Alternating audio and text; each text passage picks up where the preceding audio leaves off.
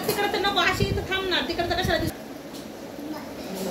नमस्कार, माझे नाव सायशा प्रवीण गायकवाड. मी आज तुम्हाला एक छानशी गोष्ट सांगणार आहे. त्या गोष्टीचं नाव आहे चतुर पिल्ले. एक रविवारची सुट्टी होती. विनूच्या आईनं लाडू केले होते. विनू खिडकीत बसून लाडू खात होता. त्याला एकदम कुकूच कॉक कॉक कॉक कॉक असा आवाज ऐकू आला.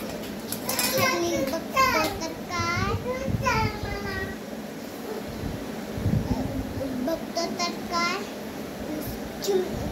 कोंबडीचे 6 पिल्लं खिडकी खाली दाणे टिपत होते. एक एक जण उचलण्यासाठी सगळ्यांची घाई गडबड झाली होती. विनूला फारच मज्जा वाटली.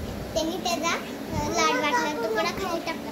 कॉक कॉक कॉक कॉक असं करत त्या पिल्लांनी त्या लाडूचा चट्टामट्टा केला. मग पिल्लांना लाडू खूप आवडले. पुन्हा पुन्हा खायची त्यांना इच्छा झाली. ते आईला म्हणाले, आई आई आपल्याकडे कर ना लाडू, काय छान लागतात. अरे बाळांनो, लाडू नुसते नाही होत, त्यासाठी सामान लागतो.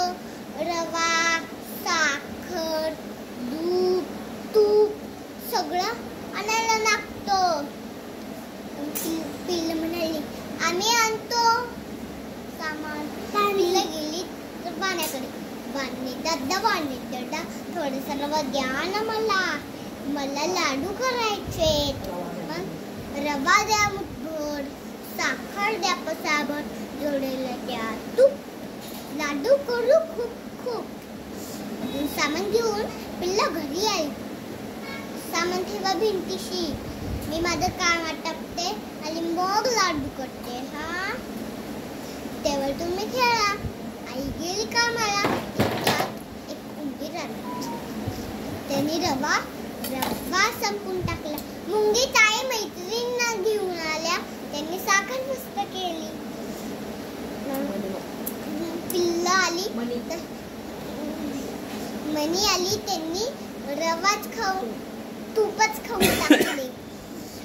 मग पिल्लं आई आलं पाहते तर काय सगळं सामान गायब. पिल्लं पुन्हा दुकानात गेली.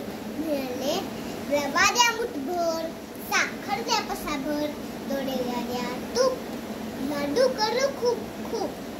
सामान घेऊन पिल्लं घरी आली. सामान ठेवले भिंतीशी. सामान ठेवले भिंतीशी. अजून मग लपून बसले नाही, रवा आणले, अजून भिंतीशी ठेवले. आई आली, सगळं सामान गायब. पिल्लं पुन्हा दुकानात गेली. म्हणाली, रांगोळी द्या मुठभर, मीठ द्या पसाभर, जोडीला द्या चुने, शिक्षा करू चोऱ्यांना. मग ते सगळं सामान घेऊन पिल्लं घरी आली. सामान ठेवले भिंती आणि आपण लपून बसले. इतक्यात एक उंदीर आला. त्यांनी रवा म्हणून रांगोळीत खाली शिशी थू थू असं म्हणून तो पळून गेला. मुंगी ताई मैत्रिणींना घेऊन आली. त्यांनी मीठ म्हणून साखर म्हणून मीठच खाल्ले. शिशी थू थू असं म्हणून त्या पळाल्या. मुंगी ताई मणी म्याऊ आल्या. त्यांनी तूप म्हणून चुनाच खाल्ला. हाय हाय हाय हाय, तोंड भाजल असं म्हणून त्या पळून गेले. कशी फजिती झाली असं म्हणून खो खो हसत सुटली.